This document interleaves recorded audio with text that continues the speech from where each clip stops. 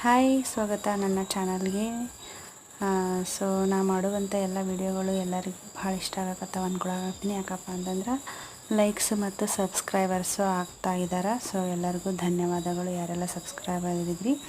ನಿಮಗೆಲ್ಲರಿಗೂ ಗೊತ್ತಿರೋ ಹಾಗೆ ಕೃಷ್ಣ ಜನ್ಮಾಷ್ಟಮಿ ಪ್ರಯುಕ್ತ ನಾನು ಈ ಒಂದು ಪ್ರಾಡಕ್ಟನ್ನು ಆರ್ಡ್ರ್ ಮಾಡಿದ್ದೆ. ನನ್ನ ಮಗನಿಗೆ ಕೃಷ್ಣನ ಮಾಡಿ ಈ ಡ್ರೆಸ್ ಹಾಕಬೇಕಂತ ಹೇಳಿ.